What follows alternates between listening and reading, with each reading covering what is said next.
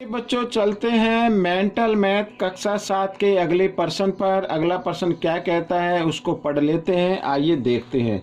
यहाँ पर हम करने वाले हैं बच्चों प्रश्न नंबर 25 और 26। जी हाँ, 25 और 26 करने वाले हैं। 25 कहता है एक आयताकार कागज के चारों ओर से एक पट्टी काटी गई है, शेष कागज का क्षेत्रफल ज्ञात कीजिए। ठीक है, अब मैं आपको बताता हूँ। यहाँ पर जो पट्टी की चौड़ाई दी हुई है वो इधर दी हुई है, यानी देखो यहाँ कागज है आपका 26 सेंटीमीटर कागज है, तो 3 सेंटीमीटर इधर से काट ली गई, 3 इधर से, यानी टोटल 6 सेंटीमीटर कम हो गई। ठीक है, तो यहाँ से लेके यहाँ तक कितना बचा? 26 था ना, 26 में 6 घटा दो तो 20 बच गया। इसी प्रकार इधर ये चौड़ाई जो है ये 18 है, तो 3 इधर से कट गई और 3 इधर से कट गई, टोटल 6 कट गई। 18 थी, 18 में 6 घटा देंगे तो 12, तो ये 12 बच गई। तो ये शेष कागज का, यानी जिसकी लंबाई 20 और इधर ये बची है 12, इसका क्षेत्रफल ज्ञात करना है। ठीक है, और बहुत से बच्चों ने तो माइंड में कर भी लिया होगा। आइए प्रश्न नंबर 26 भी हम करेंगे। छायांकित भाग का क्षेत्रफल ज्ञात करना। ठीक है, आइए करना शुरू करते हैं। तो यहाँ पर बच्चों मैंने पहले से ये बना के रखी हुई है एक फिगर, ये देखिए। तो सबसे पहले मैंने इसको एक नाम दिया है, आपको थोड़ा आसानी हो जाए कि ई एफ की लंबाई ज्ञात करनी है। ई एफ की लंबाई, ठीक है। तो ई एफ की लंबाई यानी 26 में से आपको घटाना है। क्या क्या घटाना है? एक तो ये वाला 3 घटा देना है, ठीक है। दूसरा ये 3 भी घटा देना है, दोनों तरफ से घटेगा ना, तो यानी 26 घटा 3 और घटा 3 घटा 6, यानी आ गया 20 सेंटीमीटर आ गया ये लंबाई। ठीक, ई एफ की लंबाई 20 सेंटीमीटर हो गई। और यहाँ पर ई जी की लंबाई भी ज्ञात कर लेते हैं। ई जी की लंबाई, ये कितनी लंबाई हो गई?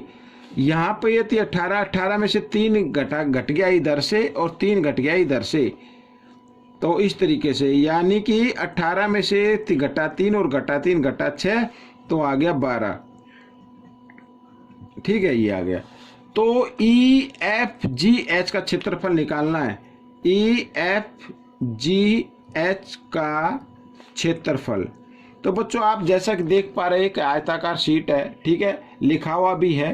तो इसका क्षेत्रफल क्या होता है? लंबाई गुणा चौड़ाई। तो लंबाई आ गई बच्चों यहाँ पर 20 और चौड़ाई आ गई इसकी 12, तो 12 दूनी 24, 1 0 तो 1 0, तो ये आ गया वर्ग सेंटीमीटर। ठीक है, ये आपका आंसर निकल गया। तो देखो कितने इजी तरीके से ये प्रश्न हो गया है। आप देख रहे हैं maths with Hari sir, YouTube पर ये चैनल है। ठीक है, आइए करना शुरू करते हैं। तो बच्चों यहाँ पर छायांकित भाग का क्षेत्रफल ज्ञात करना, जैसा कि आप देख रहे हैं मैंने ब्लैक सा किया हुआ है, तो इसका क्षेत्रफल ज्ञात करेंगे। कैसे ज्ञात करेंगे? अगर हम ए बी सी डी के क्षेत्रफल में से ये त्रिभुज ए ई डी का क्षेत्रफल घटा दे तो छायांकित भाग का आ जाएगा। ठीक है ना, तो इकट्ठा कर लेते हैं। आइए लिख लेता हूं मैं। छायांकित भाग का क्षेत्रफल कैसे आएगा? बराबर बराबर, ठीक है।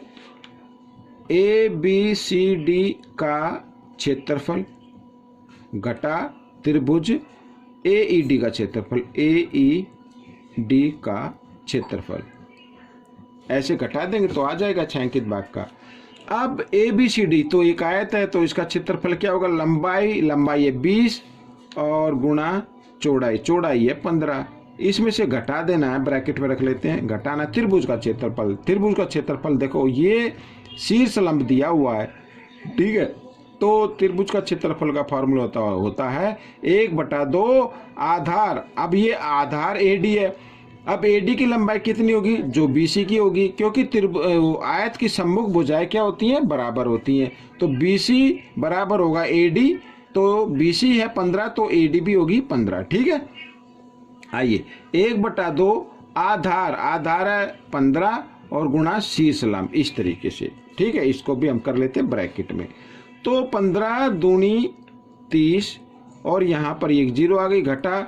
अब 2 से इसको काट देते हैं, 2 पंजे 10, 15 पंजे 75, 75 घटा देते हैं, तो 300 में से 75 घटाएंगे तो 225 आएगा। और ये क्षेत्रफल है, इसको लिख देते हैं वर्ग मीटर में।